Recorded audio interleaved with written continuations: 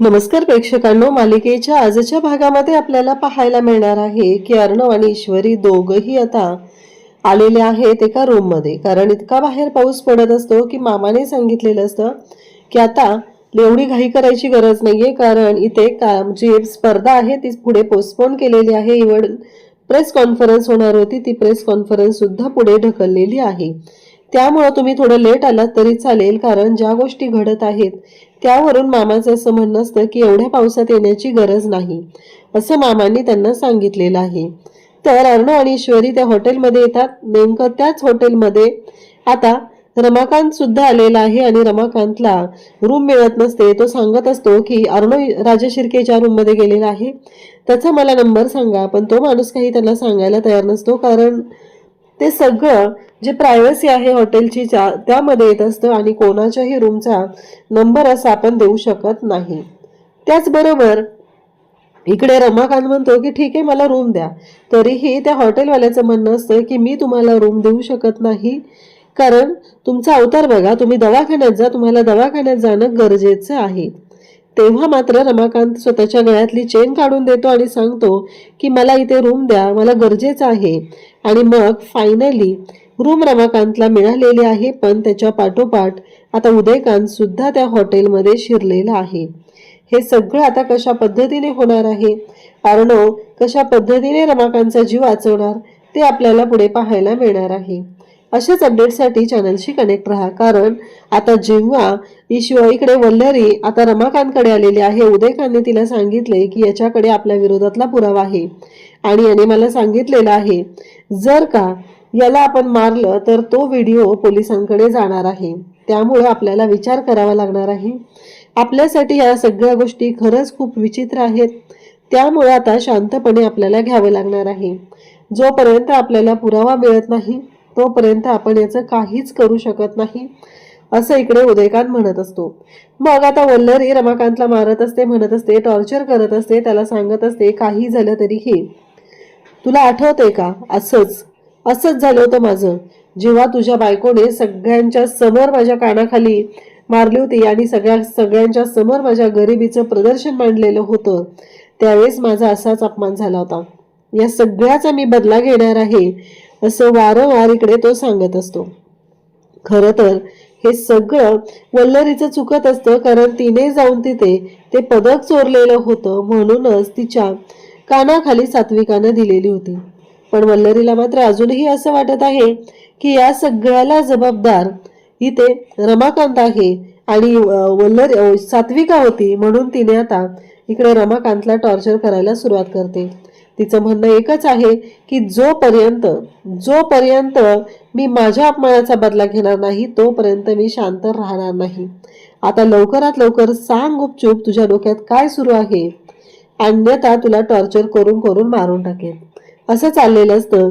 आणि तेवढ्यातच वल्लरीला आता फोन येतो. वल्लरी म्हणते की याला बघ जरा, मला फोन आला आणि तो फोन मला घेणं गरजेचं आहे, कारण तिला मामाचा फोन आलेला असतो. आणि वल्लरी म्हणते की याचं तोंड बंद कर. आता रमाकांत पुन्हा बेशुद्ध होतो, कारण त्याला एवढे मारहाणच केली जात असते. एकतर बिचाराचं वय झालेलं आहे, त्याचबरोबर या सगळ्या गोष्टी घडत असतात. आणि मग मात्र वल्लरी ज्या पद्धतीने वागत असते ते पाहून कोणालाही धक्काच बसेल. पण वल्लरीने आता ठरवलेलंच असतं, काही झालं तरीही या सगळ्या गोष्टी काढून घ्यायच्या आणि मग मात्र धुलाई करायची.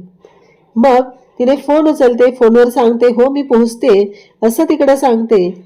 आणि त्याच वेळेस इकडे आता उदयकांतला सांगते की काही करून त्याच्याकडून जाणून घे की नक्की काय झालेलं आहे आणि सगळ्या गोष्टी कुठं आहेत, कारण जोपर्यंत आपल्याला कळणार नाही पुरावे कुठे लपवलेले आहेत तोपर्यंत आपण काहीही करू शकणार नाही. त्यामुळे त्याच्याकडून ती माहिती काढून घे, कारण या दोघांचा व्हिडिओ आहे आणि तो व्हिडिओ जर पोलिसांकडे गेला तर अवघड होईल. त्यानंतर ती म्हणते की आणखी एक गोष्ट करायची, ती म्हणजे याच्याकडे आता ज्याचा मोबाईल आहे ना तो मोबाईल घे इकडं, कारण त्याच्या चिंटूला सांगितलं पाहिजे ना की हा कुठं आहे ते, नाहीतर अवघड होऊन जाईल ना सगळं, कारण ते सगळे शोधत राहतील, त्याचा बंदोबस्त करावा लागणार आहे, असं इकडे बोलणं सुरू झालेलं असतं.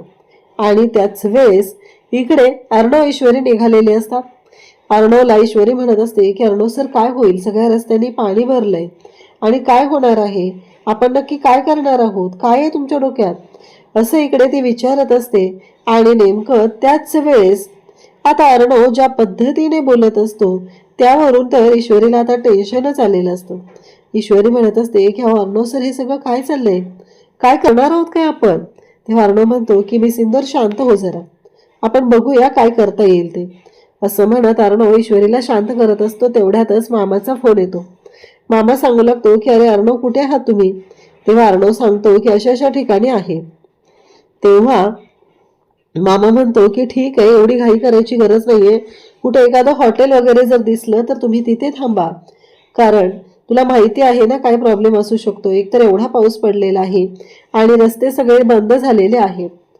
त्याच वेळेस इकडे आता रमाकांतला मारायला उदयकांत सुरुवात करतो. काही झालं तरीही ज्या पद्धतीने तो मारत असतो की बोल, सांग आत्ताच्या आत्ता काय झालंय, कुठं आहे हे सगळं, असं म्हणत त्याला टॉर्चर करणं सुरू झालेलं असतं. त्याच वेळेस उदयकांत ज्या पद्धतीने मारत आहे त्यावरून तर हे स्पष्टच होत असतं की या सगळ्याला अर्थच नाहीये. इतकं विचित्र पद्धतीने चाललेलं असतं. बिचारा रमाकांत खाली पडतो आणि उदयकांत म्हणतो की काय झालं, हा मेला तर नाहीये ना, नक्की काय झालं असेल, असा विचार त्याच्या डोक्यात आलेला असतो. आणि त्याच वेळेस आता तो वल्लरीला फोन करतो, कारण तो तर घाबरलेला आहे. आता घाबरलेला उदयकांत वल्लरीला फोन करतो आणि सांगू लागतो की एक प्रॉब्लेम झालाय. तेव्हा मात्र वल्लरी म्हणते का, काय झालं, म्हणजे कसला प्रॉब्लेम झालाय असं विचारते.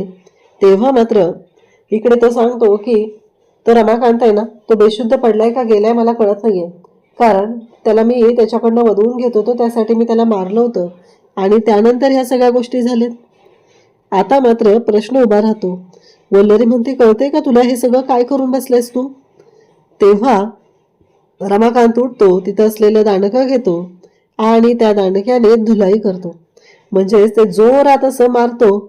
आणि त्याचबरोबर आता तो सांगतो की काहीही झालं तरीही आत्ता याला सोडायचं नाही. आणि तेवढ्यात वल्लरीशी बोलता बोलताच उदयकांतचा मोबाईल खाली पडतो. उदयकांत खाली कोसळतो आणि त्या क्षणी रमाकांत तिथून पळायला सुरुवात करतो. जोपर्यंत तो तिथून पळून जाणार नाही तोपर्यंत काहीच उपयोग नाहीये हे त्याच्या लक्षात आलेलं असतं. आणि तो सगळ्या रस्त्याने आता धावत सुटलेला असतो. आणि मग तिथेच चिखल असतो, त्या चिखलात पाय घसरतो. पावसामुळे सगळीकडे चिखल पाणी सगळं झालेलं असतं, त्यात त्याचा पाय घसरतो. आणि त्याच वेळेस अर्णवची गाडी तिथूनच जात असते. जेव्हा आता रमाकांत तिथे पडतो तसाच तो उठतो. बिचारायला लागलेलं असतं, डोक्यातून रक्त येत असतं. ईश्वरी म्हणते अहो अर्णव सर थांबा थांबा. अर्णव म्हणतो काय चाललंय मी सिंदूर. ईश्वरी म्हणते अहो अर्णव सर तुमचे बाबा दिसले मला. अर्णव म्हणतो कसं शक्य आहे ते इकडं असणं. तेव्हा ईश्वरी म्हणते अहो खरंच. अर्णव म्हणतो इथे काचेतून समोरचं काही नीट दिसत नाही आणि तुला बाबा काय दिसले ग. काही नाहीये असं म्हणत आता या सगळ्या गोष्टी थांबवलेल्या असतात. तेव्हा अर्णवला ती समजवण्याचा प्रयत्न करत असते. अर्णव सर माझं ऐका, मी खरंच सांगते तुमचे बाबा मला दिसलेले आहेत, पण ईश्वरीचं बोलणं काय याला ऐकायचंच नसतं. आणि तो म्हणत असतो की नाही हे शक्यच नाहीये असं तो सांगतो.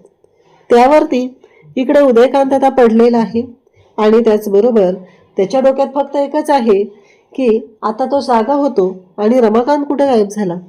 रमाकांतचं गायब होणं आपल्यासाठी खूप धोकादायक आहे एवढंच त्याला माहिती असतं. आणि म्हणून तो रमाकांतला शोधण्यासाठी बाहेर पडतो. म्हणजे आता जिथे रमाकांत आहे तिथे यालाही जायचं आहे. आणि त्याचबरोबर अर्णव आणि ईश्वरी दोघंही निघालेले आहेत. अर्णव ईश्वरीला म्हणत असतो की काळजी नको करूस, ते शक्यच नाहीये तिथेच असणं. ईश्वरी म्हणत असते की अर्णव सर मी खरंच सांगते तुम्हाला, पण अर्णवला ऐकूनच घ्यायचं नाहीये. अर्णव म्हणत असतो की नाही शक्यच नाहीये माझे बाबा इथे असणं. त्याच वेळेस इकडे उदयकांत आता धावत सुटलेला असतो रमाकांतच्या मागे. रमाकांत पाहतो, त्याला लक्षात येतं की उदयकांत मागे येतोय. रमाकांतला एवढंच माहिती आहे की आत्ता आपल्याला स्वतःचा जीव वाचवण्यासाठी फक्त धावलं पाहिजे. आत्ता जर आपण नाही धावलो तर आपण संपणार, कारण खूप मुश्किलीने तो त्यांच्या कचाट्यातून सुटलेला असतो. आणि त्याचबरोबर इकडे ईश्वरी म्हणते की सर तुम्हाला कळतंय का तुम्ही काय बोलताय? कारण अर्णव म्हणत असतो की मिसिंदर जरा नेट चालू कर आणि तुझ्या मोबाईलवरती सर्च कर की इथे कुठे 5 स्टार हॉटेल आहे का. तेव्हा ईश्वरी म्हणते काय चाललंय तुमचं. तेव्हा अर्णव म्हणतो की हायजीन वगैरे महत्वाचं आहे ना. तेव्हा ईश्वरी म्हणते काय बोलताय, कळतंय का तुम्हाला? काय कसं शक्य आहे इथं? आणि आता जे हॉटेल सापडेल तिथं थांबायचं आणि मग पुढे जायचं का तुम्ही 5 स्टार हॉटेल शोधत राहणार आहात, असं ईश्वरी विचारत असते. तेव्हा मात्र अर्णव म्हणतो की मिस इंदोर, अगं हायजीन वगैरे काय आहे का नाही या सगळ्या गोष्टींचा विचार करावा लागतोय. तेव्हा ईश्वरी म्हणते हो बरोबर आहे, सगळ्या गोष्टींचा विचार करावा लागतोय, हे सगळं मला पटतंय. पण त्याहीपेक्षा महत्त्वाची गोष्ट म्हणजे ह्या सगळ्या गोष्टींचा विचार करत असताना आधी आपल्याला घाईने कुठेतरी थांबणं गरजेचं आहे. अर्णवला ती वेड्यात काढत असते. अर्णव म्हणत असतो की तू किती शहाणी आहे ना ते मला चांगलंच माहिती आहे. उगीच तू नको त्या गोष्टी बोलू नकोस, असं अर्णव तिलाच बोलत असतो. आणि त्यावेळेस ईश्वरी म्हणत असते बरोबर आहे, मला तुमचं सगळं पटतंय, पण जरा शांतपणे विचार करा ना. आत्ता कुठं तुम्ही हायजीन वगैरे या सगळ्या गोष्टींचा विचार करत राहताय, असं ईश्वरी सांगत असते. आणि मग अर्णव ईश्वरी एक हॉटेल दिसतं. ईश्वरी म्हणते की थांबा थांबा सर, थांबा इथे. आणि ईश्वरी त्या हॉटेलमध्ये अर्णवला घेऊन येते. तो माणूस विचित्रासारखं तिथं बोलत असतो. ईश्वरीला मात्र वॉशरूमला जायचं असतं, तिला घाई झालेली असते. ती म्हणत असते की सर प्लीज प्लीज बोला एकदा आणि ठरवा काय ते, कारण मला वॉशरूमला जायचंय, खूप वेळ झालं. आणि ईश्वरी म्हणत असते की नाही मला जावंच लागणार आहे, लगेच जायचंय. अर्णव म्हणतो जरा शांत हो.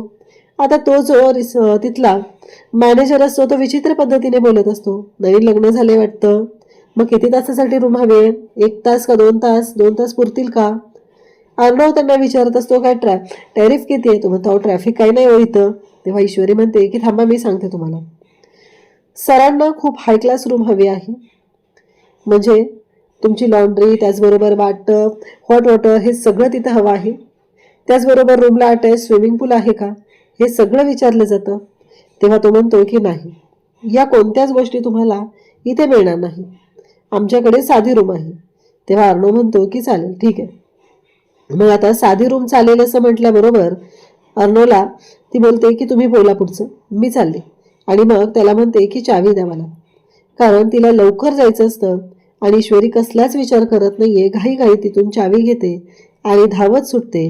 ईश्वरी म्हणते की नाही मला लवकरात लवकर गेलं पाहिजे, असं म्हणत ईश्वरीने आता रूम सुद्धा तिथे गाठलेली असते. अर्णवला तो म्हणत असतो की 2 तास पुरतील का तुम्हाला. अर्णव म्हणतो की नाही, फक्त दरवाजा नॉक करताना जरा सावकाश नॉक करा, कारण तो माणूस ज्या पद्धतीने बोलतोय ते अर्णवच्या चांगलंच लक्षात आलेलं असतं. आणि अर्णव त्याला सांगत असतो की हे बघा कसं आहे माहिती आहे का, तुम्ही ज्या पद्धतीने बोलताय वागताय याच्यावरून माझ्या लक्षात आलंय, पण एक गोष्ट लक्षात ठेवा, काहीही झालं तरीही आत्ता सध्या मी तुम्हाला सांगितले त्याच पद्धतीने सगळं झालं पाहिजे, असं अर्णवने सांगितलेलं असतं. मग मात्र इकडे अर्णव आता त्या माणसाशी गोडगोड बोलत असतो. त्याला म्हणत असतो की बघा काय होतंय ते, काय वाटतंय ते, नाही प्रत्येक वेळेस तुमच्या डोक्यात येतात ना विचार, असं म्हणत अर्णव त्याला चिडवत असतो. इकडे वल्लरी आणि उदयकांत, म्हणजे आता वल्लरी जात असते आणि जाता जाता वल्लरीला दिसतं की तिथून रमाकांत चाललेला आहे, म्हणजे ते हॉटेलच्या तिथे. ती म्हणते आत्ता उदयकांतचा मला काही वेळापूर्वी फोन आला होता आणि त्याने मला सांगितलं की तो बेशुद्ध पडलाय. मग हे सगळं काय आहे. रमाकांतला बरोबर अर्णवची गाडी त्या हॉटेलमध्ये दिसते. रमाकांत म्हणतो की नाही मला इथेच गेलं पाहिजे, एकदा का अर्णवकडे मी गेलो तर माझी सुटका होईल. मग रमाकांत जात असताना पुन्हा तिथे पडतो. उदयकांत आता उठून ते परत सुटलेला असतो, तो शोधाशोध करत असतो. वल्लरी म्हणते काय बोलतोस तू, आत्ता मी त्या रमाकांतला इथे पाहिले. तेव्हा तो म्हणतो मला लोकेशन पाठव, मी आलोच तिथे. आणि मग आता उदयकांत पळत वल्लरी ज्या दिशेला आहे त्या दिशेला येऊ लागतो. रमाकांत खाली पडलेला असतो, तो उठतो आणि पुन्हा चालत हॉटेलकडे जाऊ लागतो, कारण आत्ता काही करून स्वतःचा जीव वाचवणं खूप महत्त्वाचं आहे हे त्याच्या लक्षात असतं. मग उदयकांत आणि वल्लरी दोघेही निघालेले असतात. आणि मग वल्लरी आणि उदयकांत दोघेही जाणार आहेत. त्याच वेळेस वल्लरी म्हणते नाही थांब, आपण आतमध्ये नाही जाऊ शकत आहे, तो इथेच गेलाय, कारण तिथे अर्णवची सुद्धा गाडी आहे आणि तिथे जर आपण गेलो तर अर्णवला शंका येईल आणि अर्णव जर तिथे असेल तर मात्र आपल्या बाबतीत थोडं विचित्र काहीतरी घडू शकतं. त्यामुळं आपल्याला जाता येणार नाही. हे ऐकल्यानंतर आता ते दोघंही बाहेरच थांबलेले असतात. त्याच वेळेस इकडे रमाकांत आता हॉटेलमध्ये येतो आणि म्हणू लागतो की अर्णव राजशिर्केला भेटायचं आहे. आता काही वेळापूर्वी ते आलेले आहेत. तेव्हा तो हॉटेलवाला म्हणतो की हे बघा, कसं माहिती आहे का, तुमची अवस्था बघा, तुम्ही कोण आहात काय, पण आत्ता तुम्ही इथं भेटू शकत नाही, आत्ता तुम्ही इथून जा. तेव्हा मात्र इकडे तो म्हणतो की अहो ऐका तरी, मी खूप मोठ्या अडचणीत अडकलेलो आहे, तुम्ही लवकरात लवकर मला सांगा. हात जोडत असतो. रमाकांतच्या डोक्यातून रक्त येत असतं, पण इकडे ऐकायला मात्र कोणीच तयार नसतं. आणि तो हॉटेलवाला म्हणतो की नाही, आम्ही तुम्हाला कोणताही पत्ता देऊ शकत नाही. वल्लरी मात्र बाहेरच उभी असते. ती म्हणत असते की नाही, या सगळ्या गोष्टी ज्या आहेत ना, त्या थोड्या वेगळ्या पद्धतीने चाललेल्या आहेत आणि आपल्याला शांतपणे सगळं हँडल करावं लागणार आहे. आता आतमध्ये तर आपण जाऊ शकत नाही, असं त्यांचं चाललेलं असतं. तर इकडे अर्णव ईश्वरी आता रूममध्ये आलेले असतात. अर्णव ईश्वरीसाठी नाईट गाऊन घेऊन येतो आणि तिला म्हणतो की घे, आणि हे घे असं तो सांगतो. आणि त्याच वेळेस ईश्वरी म्हणते हे काय, कारण ईश्वरीचे कपडे सगळे पाण्याने भिजलेले होते आणि लवकरात लवकर तिला मदत करणं गरजेचं आहे, त्यासाठी हे सगळं केलेलं असतं. आणि नेमकं त्याच वेळेस आता ईश्वरीसाठी तो गाऊन त्याने आणलेला असतो आणि तिला तो गाऊन देत असतो. त्यावेळेस मात्र ईश्वरी म्हणते की नाही, परत शेवटी ईश्वरीकडे कोणताच ऑप्शन राहत नाही. आणि मग ईश्वरी मात्र आता तो गाऊन घेऊन तयार होते. इकडे रमाकांतने त्याच्या गळ्यातली चेन काढलेली असते आणि ती चेन दिलेली असते आणि सांगितलेलं असतं, ही चेन घ्या आणि मला रूम द्या. मग सोन्याची चेन दिली आणि रूम घेतलेली असते.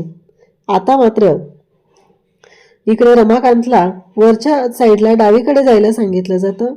आणि नेमकं त्याच वेळेस आता उदयकांत सुद्धा त्याच हॉटेलमध्ये आलेला आहे आणि शोधाशोध करत आहे. त्यावेळी रमाकांत आता रूममध्ये पोहोचलेला असतो. त्याला काही करून अर्णव आणि ईश्वरीला भेटायचं आहे. इकडे अर्णव आणि ईश्वरी दोघंही तिथेच रूममध्ये आहेत. त्या सगळ्या गोष्टी घडत असतात. पण ज्या पद्धतीने हे सगळं चाललेलं आहे ते पाहिल्यानंतर तरी असं वाटतं की उदयकांत जर रमाकांतच्या रूममध्ये पोहोचला तर मात्र खूप अवघड होणार आहे. आता अर्णव ईश्वरी कशा पद्धतीने वाचवणार हे आपण पुढे पाहणार आहोत. अशाच अपडेटसाठी चॅनलशी कनेक्ट राहा. थँक्यू.